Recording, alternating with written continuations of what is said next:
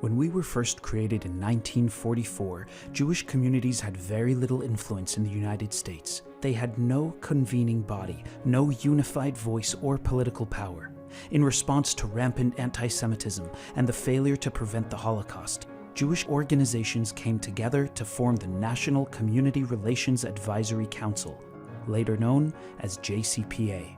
Charged with safeguarding Jews and promoting a just and pluralistic society by coordinating and building consensus across the Jewish community, actively engaging in American public life, and working in common cause with diverse communities.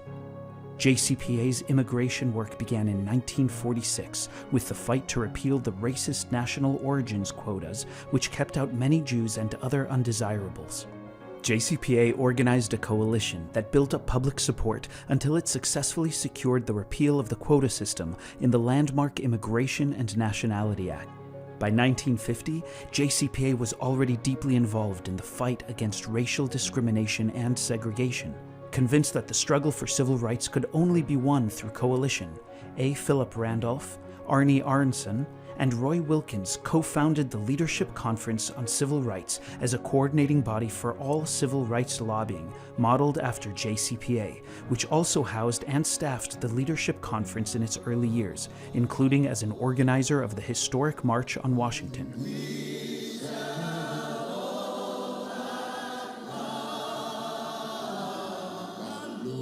JCPA took to the halls of Congress to fight for and win critical civil rights victories like the Civil Rights Act of 1964, the Voting Rights Act of 1965, and the Fair Housing Act of 1968. With many of these key legislative and legal battles won, JCPA shifted its focus to working on healthcare, nutrition, economics, and human rights.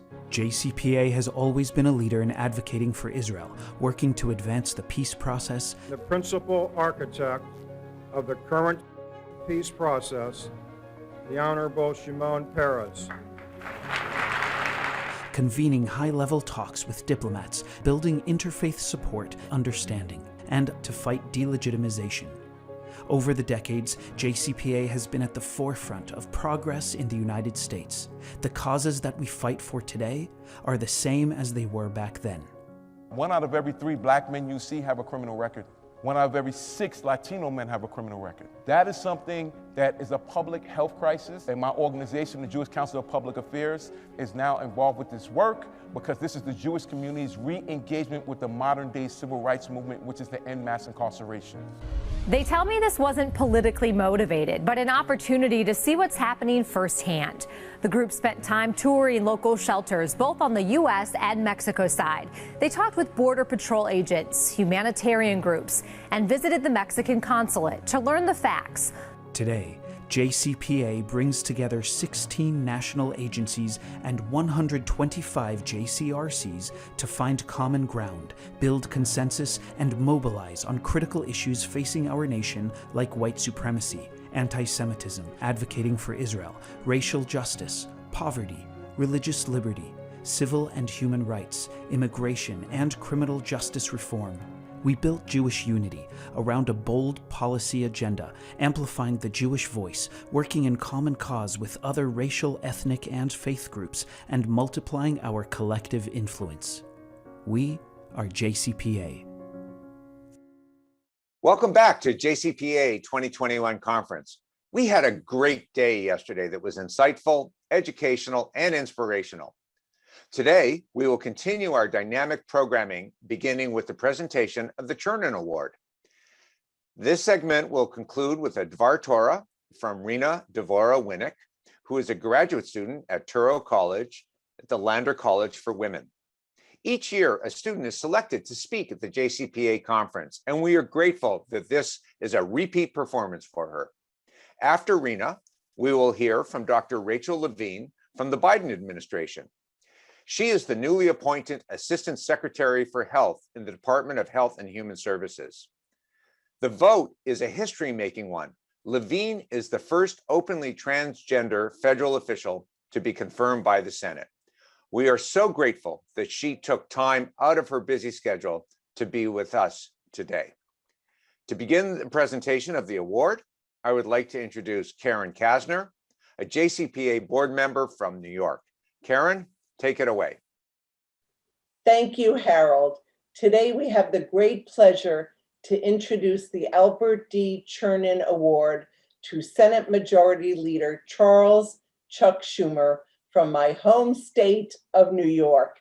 This award is presented each year to an American Jew whose life best exemplifies the social justice imperatives of Judaism, Jewish history, and the protection of the Bill of Rights, particularly the First Amendment. This award celebrates the achievements of its recipient, whose ideals symbolize the principles embodied by the work of JCPA. This award is named after Albert Chernin, Executive Vice Chair of the National Jewish Community Relations Advisory Council, now known as the Jewish Council for Public Affairs, from 1975 to 1990. Chernin's leadership created a far-reaching impact on American policy in the areas of church, state, civil rights, immigration, Israel, and Soviet Jewry. It now gives me great pleasure to begin the Chernin Award ceremony for Senate Majority Leader Chuck Schumer. Here I am, Majority Leader of the United States Senate and the highest ranking Jewish elected official in America ever. It's an awesome responsibility. Awesome in the sense that when the angels see the face of God, they tremble in awe. And I realize that the tremendous responsibility is so important at this time in America. It's also a lesson of how America has been so good to the Jewish people. We have found acceptance and prosperity in this country like none other in history. And that is a tribute to the hard work, character, and Torah values of the Jewish people.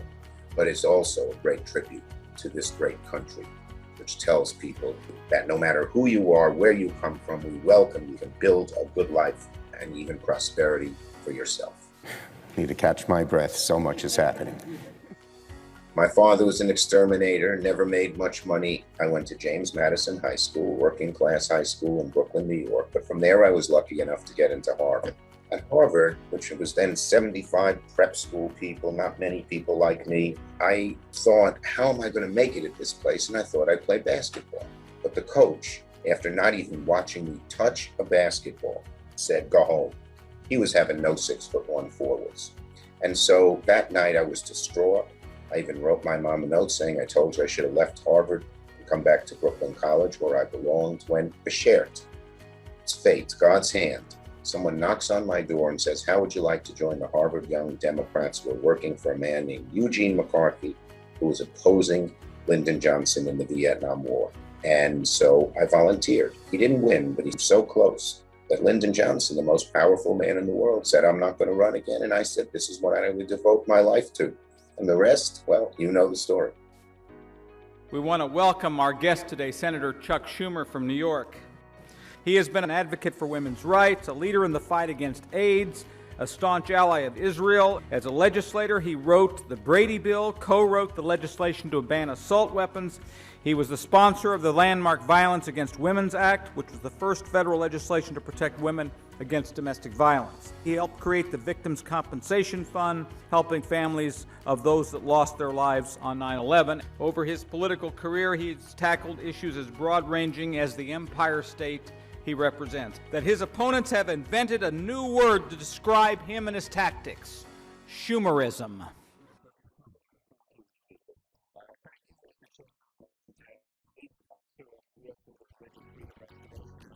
Today is the day to stand up and say enough to the boundless fever for handguns, enough to the senseless killing in every community.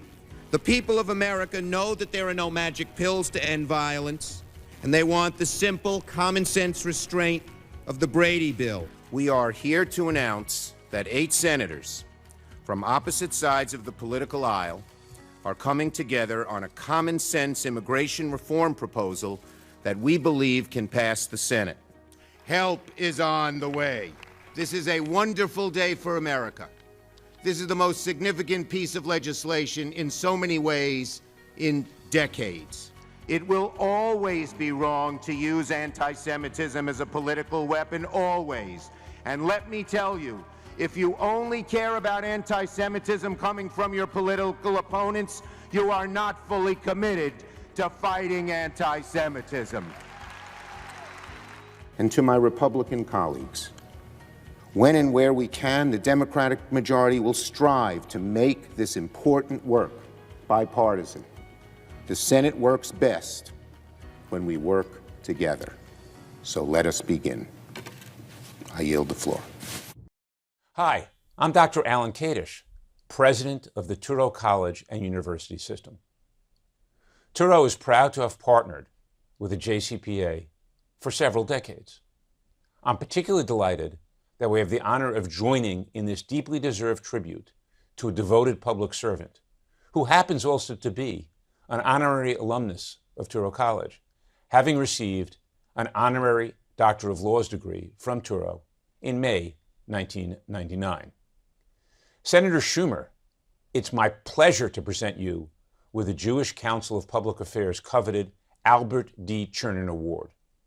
Your commitment to public service and your exemplary focus on creating a public good that makes America and the world a better place for all people makes you a most appropriate choice for this distinguished honor. While we are quite proud that you have achieved the highest position in the U.S. Senate of any Jew in American history, that's not why you were selected. Rather, this honor reflects our appreciation for your nearly half-century of devoted service as an elected public official, championing values and policies that are dear to the Jewish community relations field, including vigorous efforts to build a just and pluralistic America and to ensure the safety and security of the State of Israel. The issues that you have championed, including freedom of religion, combating racism and anti-Semitism, fighting for gun safety, ending violence against women, and comprehensive immigration reform, are of great importance to the entire Jewish community. Your ability to build bridges and drive consensus across the political spectrum and among diverse communities is exemplary. We must also publicly thank you for your non-wavering leadership during the past year of COVID-19. You have stood strong to ensure the health and stability of all people in our country. You reminded us that the pandemic not only hurts our economy, but impacts each and every one of us. We thank you for your leadership and for all you have accomplished, not only assisting the Jewish community, but for all the diverse peoples that make up this wonderful country. Thank you again, and congratulations, Senator Schumer. Hi, everyone. This is Senator Chuck Schumer, and I want to thank you to everyone at the Jewish Council for Public Affairs. Thank you to Board Chair Michael Fromm and to fellow New Yorkers and immediate past Chair Cheryl Fishbein and Vice Chair Karen Kasner. And I have a special shout out to the great JCRC New York for all of the amazing work it does, especially over this past year, which has been so difficult. JCRC has been a treasured partner of mine throughout my career and a resource to the entire New York congressional delegation. And I'm honored to follow in the footsteps of so many great Jewish Americans, like the great recently departed Justice Ginsburg, in receiving the Albert D. Chernin Award. Like all of you, I'm aware of just how unlikely my story is. As a boy, I grew up hearing about my great-grandmother. When the Nazis invaded Ukraine in 1941, then part of Galicia, they asked her to gather her entire family on her porch. Over 30 people gathered from 85 to 3 months. The Nazis said, "You're coming with us." She said, "We're not moving," and they machine gunned all of them down. It was by fleeing to America that the rest of my family had escaped the death and persecution that fell to my great-grandmother and her family. And here in America, we were able to build a better life, generation by generation, until one day, the great-grandson of that woman who was gunned down by the Nazis on the porch would become the majority leader of the United States of America, the highest-ranking Jewish elected official ever in this country. Only in America is that story even possible. So I'm acutely aware of our responsibility as elected leaders and as citizens, regardless of our station, to uphold the values of tolerance, openness, and social justice. Those are the values that are woven into the fabric of Jewish teaching. It's everything this award and JCPA represents. Those same values are woven into the fabric of America. And in our times, we have a lot of work left to do to make those principles real in our world. Sadly, the age-old poisons of racism and bigotry persist. When the horrible, horrible insurrectionists invaded the Capitol, I was told they were looking for the big Jew. That was me. Hate crimes and anti-Semitism, again, sadly, are on the rise. The country continues to grapple with generations-long struggle for racial justice and equality. Inequalities of wealth and income gnaw at the foundation of our society, and climate change is an existential threat to our planet. These are the challenges of our time, and like generations before us, we must faithfully engage in the work of Tikkun Olam, repairing the world. As Senate Majority Leader, I promise you I'll work with President Biden, with Congress, and with all of you to promote policies that will lay a foundation for a fairer, more tolerant, and even more prosperous country. We will work to strengthen our democratic institutions and fight voter suppression. We'll work to right the deep wrongs in our criminal justice system. We'll work to protect our children and our communities with common sense gun safety legislation, which, as the original sponsor of the Brady Bill, is so important to me. And we will work to see that the poor and the middle class are able to advance. Right now, they worry about their future. And of course, we will continue to advocate for a strong U.S.-Israel relationship. These are the many building blocks we need to lay a foundation for a safer, more secure world for all people. They are the things we must come together around as we keep engaging in Tikkun Olam. So again, I am so honored to accept the Chernin Award with gratitude and with a commitment that we'll keep going, keep striving, keep fighting for our values, justice, tolerance, equality, everything this award represents. So thank you so much, and may all of you be healthy and be safe. I want to start off by thanking Dr. Lukens, Touro College, and JCPA for inviting me to attend the conference this year and allowing me to share some thoughts with you. This is my 4th year of having the opportunity to be a part of this conference, and since I first began attending in my junior year of college, I have continuously been inspired by the work of JCPA, the passion for justice of all of the participants, and the important discussions and perspectives highlighted by JCPA. As a graduate of Lander College for Women, the vision and legacy of Dr. Lander as the founder of Touro College and a founding member of JCPA has served as a guiding light for me as I navigate the challenge of integrating my identity as a woman, as an active member of the Jewish community, and as an American dedicated to effecting positive change in my community. As I have moved through the beginning stages of my career, I often find myself turning to a statement made by Mordecai in the book of Esther, as he implores Esther to use the powerful position she finds herself in to take action to save the lives of the Jewish community in ancient Persia. He tells her, "Umi yodea im le'es kazos higia lamalchus," and who knows whether for such a time as this you have come to the kingdom. Equipped with a bachelor's degree in political science from Touro College, the invaluable support of Dr. Lukens and Dean Stoltz-Loike, and a JD from Georgetown University Law Center, which I will be receiving in just a few weeks, I have been fortunate to find myself not as the queen of a vast empire, but in positions and situations where my work can make a small but important impact on the world around me. I recently had the opportunity to speak to Judge Philip Hubbard, a former Florida 3rd District Court of Appeals judge, about my grandfather, Jack Winnick of blessed memory. During his time as an Army JAG officer, my grandfather played a central role in bringing to light the case of Freddie Pitts and Wilbert Lee, who spent 12 years on death row after being beaten by police until they confessed to a murder they did not commit. Remembering my grandfather, Judge Hubbard wrote, he was a modest man with a deep sense of justice based on his religious training. This simple but profound statement perfectly encapsulates the life, work, and heart of my grandfather and is the high bar he has left for me to strive towards with my work. My deeply rooted sense of justice was passed down to me through both my family and my faith, and has shaped the work I have done over the last 3 years in law school. I have worked on issues of women's human rights in Malawi. I externed at the Innocence Project, working on cases of wrongful conviction, and I am currently working on post-conviction legal advocacy efforts on behalf of death row inmates in Florida. My grandfather displayed a deep love and appreciation for the United States, and its great potential is what caused him to care so deeply about the problems and challenges we face. I've had the great privilege of spending the last year interning at the United States Secret Service, where I've learned the true meaning of the words of President Ronald Reagan when he stated, "Freedom is a fragile thing, and it's never more than one generation away from extinction. It is not ours by way of inheritance. It must be fought for and defended constantly by each generation, for it comes only once to a people."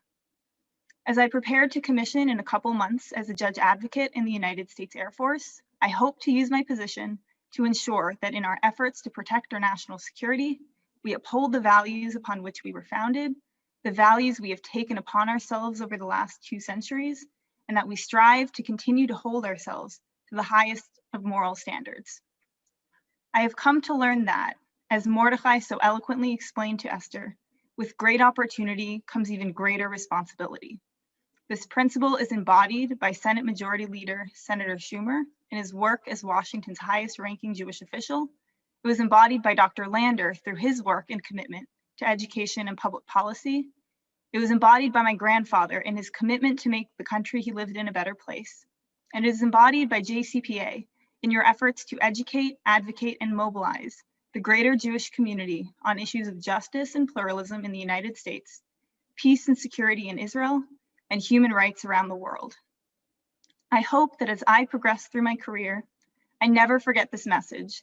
And I know that as long as I can convince Dr. Lukens to continue inviting me back to more JCPA conferences, I will never forget the responsibility I have to use the positions I find myself in to make the world around me a better place.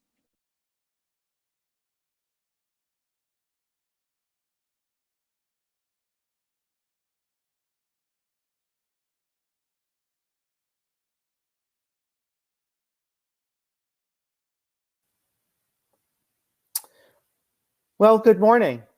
This is Dr. Rachel Levine, and it is a pleasure to join you today to provide opening remarks. We've had some computer issues and software issues, but in our virtual world, I'm so pleased to be here today. You know, I'm speaking to you today as the Assistant Secretary for Health at the United States Department of Health and Human Services. And it is really the honor of my life to have been nominated by President Biden and confirmed by the Senate in a bipartisan way.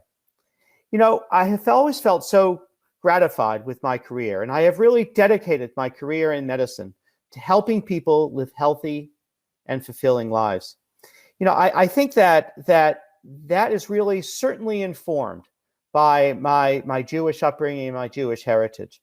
In my career in academic medicine, I served patients, my students, the staff at the medical center. I really felt I was helping people from a clinical point of view, an educational point of view, clinical research, etc.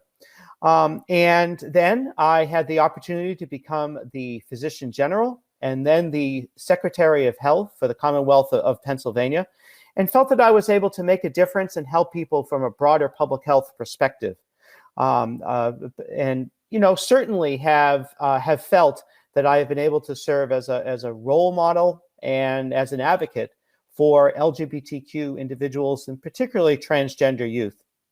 Now, as Vice President Harris has said, I recognize I may be the first, but I know I won't be the last. That's what the Biden administration is all about, standing up for all Americans, respecting the dignity of each person, and bringing the American people together. Now, we have faced a very difficult and challenging year together. COVID-19 pandemic has been the biggest public health crisis that we all have faced in over 100 years, and it has caused tremendous suffering for millions of Americans and really millions and millions of people throughout the world. And during the pandemic, many of us, really all of us, has felt this strain. The COVID-19 pandemic has certainly shown that we are all interconnected. and the importance of public health, and now, of course, the importance of vaccinations. The success of our vaccination efforts relies upon a robust and scalable infrastructure, but it really depends upon active engagement by all of us, by the administration, by federal public health officials, state public health officials, local public health officials, state, local, and the federal government, but really by people like you and all of us working together. We can see the light at the end of the tunnel, but we're not there yet. And we have to stay the course, and now is not the time to let down our guard. We have to keep practicing public health measures. We have 3 tools in our public health toolbox. That includes containment, which includes testing and contact tracing. It includes mitigation. At its basic, that is really wearing a mask, washing your hands, social distancing, and the distribution of the vaccines. So please, right now, it is available to everyone 16 and older in the United States. And please roll up your sleeves and get your vaccine if you haven't done that. We are certainly encouraged by the millions of people across the United States who've made the choice to get vaccinated. Each day, more and more people are protecting themselves and their families and their communities. And we're working hand in hand with trusted leaders and community organizations to continue to build confidence in the COVID-19 vaccines and to get more people vaccinated. And that really includes all of you, our prominent leaders in our Jewish community. One of the characteristics of our Jewish community that I truly value is our ability to come together and to support each other through difficult times. And now is a time that we have to do that. Many of your organizations are already working on community outreach. You were serving the community in some capacity before the pandemic, during the pandemic, and now it's important to continue that service with the vaccinations. Let me give you a couple of examples. Robert Weinberg, a congregant, and Rabbi Fred Gutman, the senior rabbi at Temple Emmanuel in Greensboro, North Carolina. In February, they wrote how Temple Emmanuel proactively reached out to their community's major hospital and to the county's health authorities to explore the possibility of using the building and congregational resources to operate a neighborhood-based vaccination site. Within 2 weeks, the administrators from the Cone Health System and the Guilford County Department of Public Health made site visits, they did an assessment, and they showed how Temple Emmanuel's chapel, lobby, social hall, the refrigerator, the kitchen freezer, the tables and the chairs could be put to use. And their parking lot's potential is now a drive-through vaccination site. It is a nationwide grassroots network of local voices and trusted community leaders such as yourself to encourage people to get vaccinated, and that is called the COVID-19 Community Corps, a program where trusted voices such as yourselves in communities across the country will receive updated public health information and resources and assets to share with their communities to get their families, their friends, and their communities vaccinated. Go to wecandothis.hhs.gov. Again, wecandothis.hhs.gov to sign up and share the website with others. Please count yourselves, of course, as trusted community leaders. Another example, Rabbi Julie Schoenfeld, CEO Emeritus of the Rabbinical Assembly. In a demonstration of national leadership, she is creating an opportunity for trusted messengers to address complex issues and concerns regarding vaccine hesitancy, and working on a project for religion news services that is raising up the voices of national faith leaders to promote COVID-19 vaccination and support two-way dialogue between faith communities and public health officials. Now, you have to have access, and now everybody 16 and older has access to the vaccine, and 90% of Americans are eligible for vaccination. They have a site within 5 miles of where they live. We're increasing the number of pharmacies. We're reaching deep into communities to assist at-risk seniors and people living with disabilities to make sure they can access vaccines. The good news is that more than 200 million Americans have received at least one dose of the COVID-19 vaccine. We are committed to ensuring equitable distribution of the vaccines and equal access to care. It is our goal and it's a key mission of HHS for health equity. The mission of our department is to enhance the health and well-being of all Americans by providing effective health and human services and by fostering sound, sustained advances in the sciences underlying medicine, public health, and social services. And we must work together. As the Assistant Secretary for Health, I am proud to serve on the COVID-19 Equity Task Force to make sure that no one is left behind. In fact, our next public meeting is on Friday. Now, I am a positive and optimistic person. And with my faith, I have hope for the future. And we're going to come out of COVID-19 stronger, and we're going to develop a stronger public health system and a healthier nation. And we will do that by all of us working together. Thank you so much for your time today. Sorry for some of the technical challenges. Thank you.